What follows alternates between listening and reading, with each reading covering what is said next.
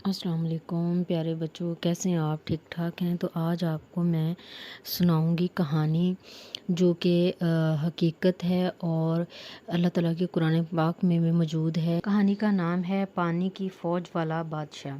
इब्राह। एक था बादशाह, इसका नाम इब्राह था। इब्राह यमन का बादशाह था। यमन जज़ीरा अरब के जुनूब में वाक़या है। इब्राह बड़ा लालची था। इसने सुना कि दूर दूर से लोग काबे की ज़ियारत के लिए मक्का जाते हैं।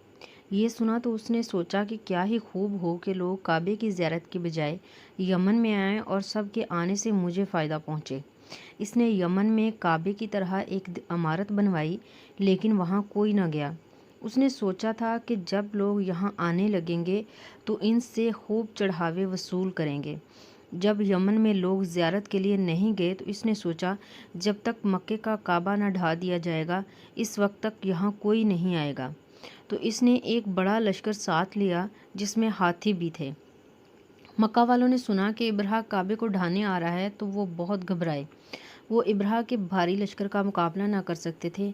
मक्का वाले मक्का छोड़कर आसपास की पहाड़ियों पर चले गए और हमारे नबी सल्लल्लाहु अलैहि वसल्लम के दादा अब्दुल मुत्तलिब अल्लाह से दुआ गो थे कि ए अल्लाह, अपने घर की हिफाजत फरमा।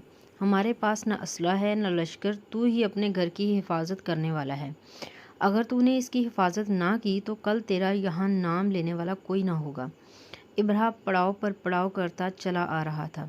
जब मक्का 3-4 मील रह गया तो अचानक हजारों लाखों अबाबिल चिड़िया इसके लश्कर के ऊपर मंडलाने लगी। इन अबाबिलों की चोंचों और पंजों में छोटी छोटी कंकरियां थीं।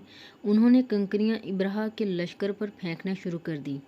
जब किसी हमला आवर लश्करी को कंकरी लगी, बंदूक की गोली की तरह लगी और इसका वहीं भरकस निकल गया। इब्राह का सारा लश्कर ही इसी तरह तबाह हो गया। मक्का वाले जो पहाड़ियों पर चले गए थे, उन्होंने ये हाल देखा तो बोले, अल्लाह अपने घर की हिफाजत करने वाला है, किसी की मजाल नहीं कि काबे को ढा सके। इब्राह के लश्कर में हाथी बहुत थे, इसलिए इब्राह और इसके लश्करी असहाबुल फील हाथियों वाले मशहूर कहलाए। और इस लश्कर की तबाही का हाल कुरान मजीद के आखिरी 30वें पारे में सूरह फील में बयान हुआ है। तो प्यारे बच्चों, ये थी वो कहानी जो कि हमारे लिए इखलाकी सबक भी है।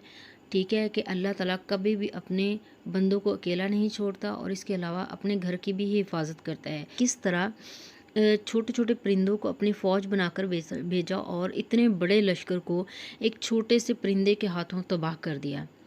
तो प्यारे बच्चों, मेरी कहानी को याद रखिएगा, ठीक है, क्योंकि हम मुसलमान हैं तो हमें इन कहानियों को याद रखना है और आगे भी आपने जो है अपने दोस्तों को सुनाना है, उनको शेयर करना है।